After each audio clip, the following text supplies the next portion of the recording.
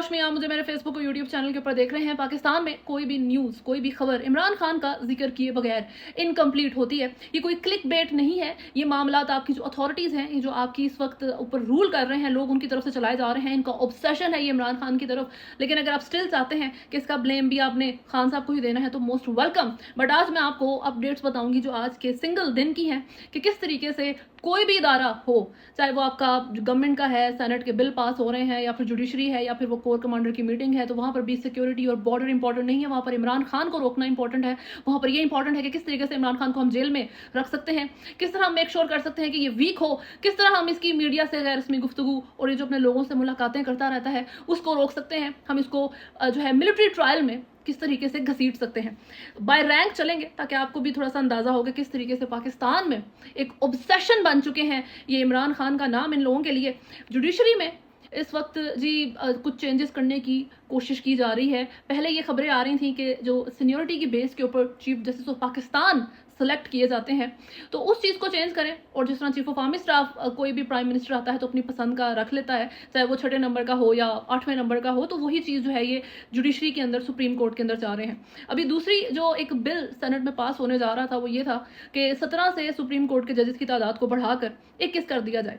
गौहर अली खान की तरफ से इसको अभी के लिए जैसे तैसे रोक दिया गया है कि आप पहले जो है वो फेडरल का रिटन कंसेंट जो है वो ज़रूरी होता है, तो अभी ये चीज़ रुक गई है। बट इसके बिहाइंड स्टोरी जो है जो अज्यूम की जा रही है वो दो हैं। एक ये है कि शायद जो काजी फायज़ साहब हैं वो ये मान गए हैं कि उनको एक्सटेंशन नहीं मिलनी, बल्कि काजी फायज़ को तो आप रहने ही दें, जो उनके हैंडलर्स हैं, जो उनको हैंडल कर रहे हैं, जो उनको सारी चीज़ें ब्रीफ करते हैं, जो गवर्नमेंट है वो इस चीज़ को एक्सेप्ट कर गई है कि रिजर्व सीट्स के मामले को हम जो है वो विन नहीं कर पाएंगे, हम काजी फायज़ साहब को एक्सटेंशन नहीं दे सकते। तो हम सुप्रीम कोर्ट में ऐसी ग्राउंड सेट कर दें मंसूर अली शाह के लिए कि ऐसे जजेस ऑलरेडी अपॉइंट हों जो हमारे हैंडलर्स के अकॉर्डिंग चलें, हमारे पपेट्स हों।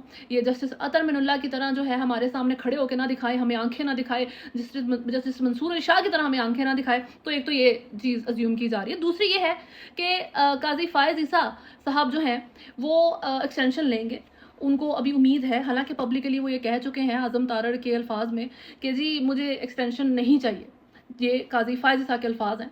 हालांकि रियलिटी ये है कि आप इन अल्फाज के ऊपर यकीन नहीं कर सकते। पब्लिक की तरफ से एक सवेयर बैकलैश है। ये सिर्फ जजेस को हायर करके, तैनात करके, सेलेक्ट करके ऐसा माहौल बना रहे हैं कि मंसूर अली शाह जो है वो आ ही ना सकें और काजी फायज़ ईसा के लिए एक फेवरेबल ग्राउंड मौजूद हो। क्योंकि चांसेस यही हैं कि मंसूर अली शाह लेट्स सी आते हैं नहीं आते हैं, ये एक बहुत बड़ी एक डिबेट ही है, क्योंकि अक्टूबर में उनको आ जाना है। लेकिन स्टिल कोई नोटिफिकेशन अभी तक जारी नहीं हुआ जिसमें ये मेंशन हो कि Qazi Faez Isa is going home and Mansoor Ali Shah जो है वो आ रहे हैं। तो लेट्स सी व्हाट हैपेंस। एक तो ये चीज़ है। इसमें भी इमरान खान साहब का जो है वो आंसर मौजूद है कि जिस तरीके से काजी फायज़ साहब कॉन्स्टेंटली खान साहब के अगेंस्ट जाते हैं और पीटीआई जो है वो मिन्नत समाजत कर चुकी है कि सर जी आप हमारा कोई केस ना सुने, but he still does not move. वो अपनी पोजीशन के ऊपर जो है वो रहते हैं। मंसूर अली शाह जो है वो लॉजिक से बात करते हैं, वो थोड़े से इमरान खान के हक में इसलिए लगते हैं क्योंकि वो लॉजिकल बात कर रहे हैं। वो जहाँ पर अनजस्ट होता देखते हैं तो उसके अगेंस्ट बात करते हैं।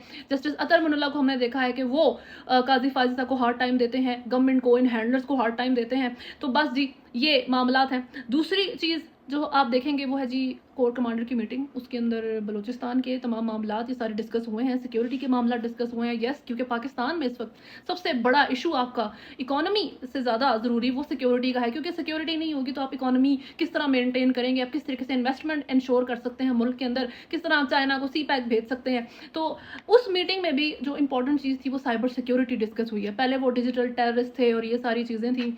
मुईद पीरज़ादा के अल्फाज में उनको जो है उनके जो सोर्सेज हैं उन्होंने एक चीज़ जो बताई है वो ये है कि इस वक्त जो chief of army staff general Asim Munir या जितने भी मिलिट्री के हेड्स हैं उनका आप उनके साथ बैठेंगे तो उनकी डिस्कशन में सबसे ज़रूरी जो मुद्दा होता है वो ये नहीं होता कि हमने किस तरह सिक्योरिटी और बलूचिस्तान और KPK को सिक्योर करना है।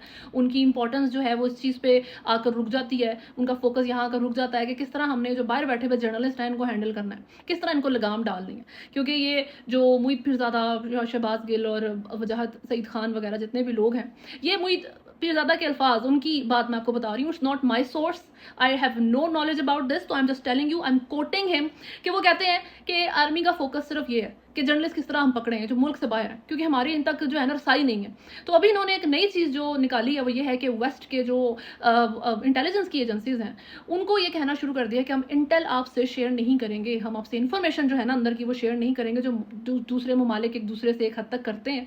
ये हर जगह पर होता है। तो अभी पाकिस्तान की तरफ से ये एक थ्रेट आप समझ लें, बहुत सॉफ्ट थ्रेट है कि अगर आपने ये मामला सीधे ना किए, अगर आपने जर्नलिस्ट हमारे हवाले ना किए, अगर आप खुद इनको लगाम डालने बहुत अच्छी बात है, नहीं तो हमें दें, हम इनको लगाम डालते हैं।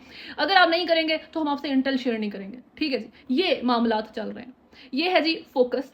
इसमें भी अंसर इमरान खान साहब का आ जाता है, क्योंकि ये जर्नलिस्ट आपको बेसिकली क्रिटिक नज़र आते हैं अथॉरिटीज़ के, गवर्नमेंट के और इमरान खान के साथ होने वाली तमाम नाइंसाफ़ियों के। और नाइंसाफ़ी इस लिहाज से है क्योंकि गवर्नमेंट में जो भी मिस्टेक्स थी वो पाकिस्तान में जी सियासी लिहाज से तो हम यहाँ पर इनकॉम्पिटेंसी देखते आ रहे हैं, लेकिन इस वक्त बोगस केसेस और जिस तरीके से उनको जेल में रखा गया है, फिर एक कम्प्लीटली अनफेयर है कि एक सिविलियन का मिलिट्री ट्रायल हो, उसकी कोशिशें चल रही हैं। तो ये तमाम मामलात को लेकर ये बाहर बैठे हुए जर्नलिस्ट बहुत क्रिटिसाइज़ करते हैं और वहाँ पर इस चीज़ को लेके वोकल होते हैं। वहाँ पर रहने वाली जो उस वक्त जो पाकिस्तान का डियास्पोरा है उसको जो है वो मूव करते हैं कि वो इस बारे में बात करें। उसके अलावा जो वहाँ के पॉलिटिशियंस हैं उनसे हेल्प लेते हैं। तो इस लिहाज से it's a big threat in journalist को टारगेट करना।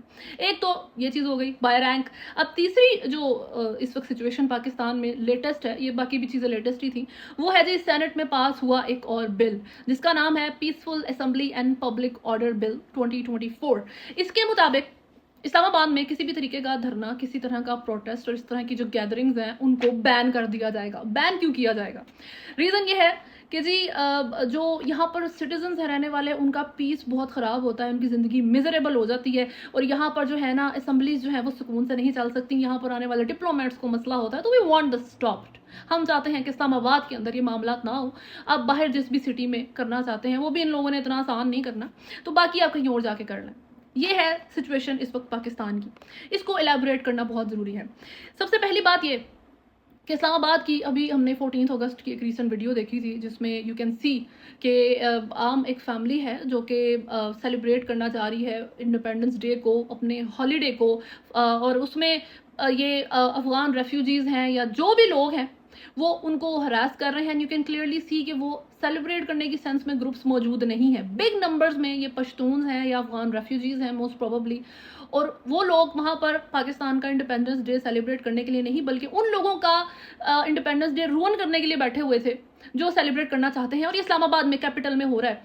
वहाँ पर रहने वाले लोगों को आप ग्राउंड में जाके पूछना शुरू करें कि आपकी ज़िंदगी इस्लामाबाद में कैसी गुजरती है, तो आपको बताएंगे कि हम यहाँ पर पार्क में नहीं जा सकते सुकून से।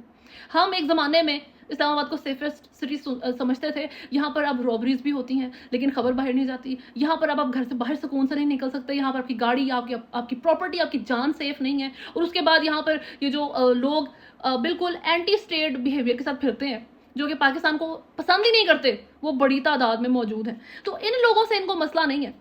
इन लोगों से जिन्होंने वहाँ पर रहने वाले सिटीजन्स की ज़िंदगी को मिजरेबल बनाया है, और इस्लामाबाद में रहने वाले लोग मल्टीपल टाइम इस चीज़ को वोकल हो चुके हैं, इस बारे में इसके ऊपर बात कर चुके हैं। इस चीज़ से गवर्नमेंट को फ़र्क नहीं पड़ता कि हम इस्लामाबाद को क्लीन करना शुरू करें, लेकिन पाकिस्तानी जब अपने राइट के लिए इस्लामाबाद में निकलना चाहता है तो उससे इनको मसला है। दूसरी ज़रूरी चीज़ जो बहुत अहम है, इस्लामाबाद को 60s में जो है जब कराची से इसका कैपिटल यहाँ पर शिफ्ट किया गया था, अयूब खान के सारे टाइम में मामला हुए थे, तो रीज़न यही बनाया गया था कि कराची के साथ पोर्ट लगता है, ये इंडिया के बहुत करीब है, सिक्योरिटी इशूज़ हो सकते हैं, तो वी डोंट वांट कि हमारी ये सारी कैबिनेट वगैरह उस जगह के ऊपर हो।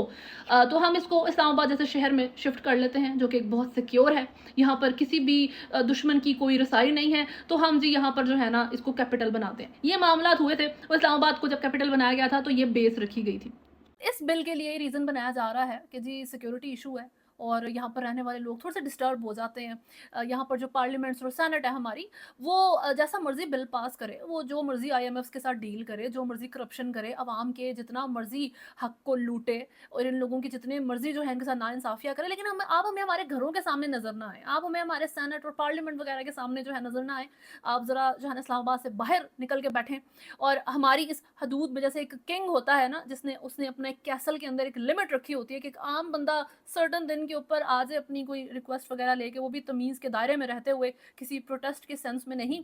अदरवाइज ये हमारी एरिया है, ये हमारी बाउंड्री है, इसको क्रॉस नहीं करना। We are the kings. हम इस लैंड के जो है ना बादशाह हैं। ये माहौल बनाया गया है। ये बिल कम्प्लीटली एंटी पाकिस्तान है, ये एंटी स्टेट है, इस लिहाज से कि पाकिस्तान की अवाम का जो हक है, उनका जो राइट है इस स्टेट के ऊपर, उसके अगेंस्ट है। इसको जब पास किया गया है तो जी पाकिस्तान तहरीक इंसाफ के सेनेटर फैसल सलीम रहमान और सेनेटर सैफुल्लाह अब्रो की तरफ से अपोज किया गया, बट ये जो है स्टिल मूव कर दिया जाता है क्योंकि इसमें सपोर्ट भी बहुत से लोगों की शामिल थी, जिसमें senator Saleem Mandviwalla, Samina Mumtaz, private members की तरफ से प्राइवेट मेंबर बिल जो मूव हुआ है उसमें इरफानुल हक सदीक और सैयद फैसल अली सब्जवारी जो है ये लोग शामिल हैं। और ये वही हैं सब्जवारी साहब जिन्होंने बड़ी ज़बरदस्त एक जो है तकरीर भी की थी और बड़े ज़बरदस्त इन्होंने जो है इनकी बातें आवाम को अच्छी भी लगी थी जब ये एक रिलीजियस लिहाज से जो है मामला चल रहे थे। लेकिन स्टिल पाकिस्तान की आवाम की जब बात आती है और इनके अपने फ़ायदे की बात आती है तब ये सब एक हो जाते हैं। ये मामला चलते हैं इस्लामाबाद में। इस्लामाबाद को लेकर इस वक्त जो है एंटी प्रोटेस्ट ये डी चौक का जो धरना था इमरान खान साहब का, वो इन लोगों के दिमागों से अभी तक नहीं निकला। ये इमरान खान से जो है इतने ऑब्सेस्ड, इतने डरे हुए हैं कि कहीं खान फिर से जेल से निकलना आए और ये फिर इस्लामाबाद को जो है वो सबोटाज करके हमसे जो है ये इस्तीफ़ा ना ले ले, तो हम इस्लामाबाद को परमानेंटली ऑफ लिमिट कर देते हैं। आप इस्लामाबाद में एंटर ही नहीं हो सकते। थोड़ा सा लॉजिक के साथ सोचें, थोड़ा सा दिमाग के साथ सोचें कि किस तरीके से आप एक कंप्लीट एक सिटी, एक कैपिटल जहां पर लोग जाएंगे क्वेश्चन करने के लिए, आप लोग रूल कर रहे हैं, आप उनकी जिंदगी के लिए, आप उनकी बेसिक नेसेसिटीज के लिए, उनकी हर एक सिंगल चीज के लिए क्वेश्चनेबल है, अकाउंटेबल है, वो आपसे पूछ नहीं सकते आके। आप कौन सा एक दुनिया का कोई शहर बता दें जहाँ पे जो है जी अलाउड नहीं है कोई भी प्रोटेस्ट, इस तरीके की कोई हरकत, क्योंकि वहाँ पे जो है ना सिटीजन डिस्टर्ब होते हैं, वो कैपिटल डिस्टर्ब होता है, वहाँ पर रहने वाले जो लोग हैं और वहाँ पर जो कोई डिप्लोमेट आएगा वो डिस्टर्ब होगा। क्या वाशिंगटन में ये मामला होते हैं? वाशिंगटन में आप लोगों से ज़्यादा डिप्लोमेट्स जाते हैं, वहाँ पे आप लोगों से कई गुना ज़्यादा पोलिटिकल एक्टिविटीज़ होती हैं और ग्लोबल लेवल के ऊपर होती हैं। आपके मुल्क में लास्ट टाइम कितने डिप्लोमेट्स आए हैं? आपके मुल्क में लास्ट टाइम कौन दूसरे मुल्क का बंदा कोई ज़बरदस्त सा मिलने के लिए आया है? जो आया था वो बेचारा जो है वो हेलीकॉप्टर क्रैश में जो है वो उसकी डेथ हो गई थी। उसके बाद अज़रबैजान के हेड ऑफ स्टेट आए हैं, दैट्स इट, खत्म। कौन सी पॉलिटिकल एक्टिविटीज़ आपके कैपिटल के अंदर हो रही हैं सिवाय करप्शन के? आप लोगों की अपनी एक्टिविटीज़ हो रही हैं, दैट्स इट। अभी जो है सेनेटर समीना मुमताज़ ज़ाहरी की तरफ से जो है वो कहा गया है कि जो है ना स्पेसिफिक प्लेस अलॉट होते हैं प्रोटेस्ट के लिए, बिल्कुल जैसे हाइड पार्क लंदन जो है वो सिर्फ प्रोटेस्ट के लिए इस्तेमाल होता है, उसके अलावा आप लंदन में कहीं प्रोटेस्ट नहीं कर सकते। ये इन लोगों की पॉलिटिकल अंडरस्टैंडिंग है। ये आपके सेनेट में बैठे हुए लोग हैं, आप कहीं भी प्रोटेस्ट कर सकते हैं इन मुल्कों में। आप जो है वॉशिंगटन में आप व्हाइट हाउस के सामने जो है प्रोटेस्ट कर सकते हैं और हुए हैं। आप लंदन में कितने बड़ी तादाद में भी पैलेस्टाइन के आप प्रोटेस्ट देख लें, कौन सी ऐसी जगह थी जहां पर लोग मौजूद नहीं थे? इस लेवल पे प्रोटेस्ट होते हैं। किस तरह की ये मिसालें पाकिस्तान की आवाम को देते हैं और फिर जो भी जर्नलिस्ट इस चीज़ को क्लियर करने की कोशिश करता है वो उनको बुरा लगता है, वो मसला बन जाता है।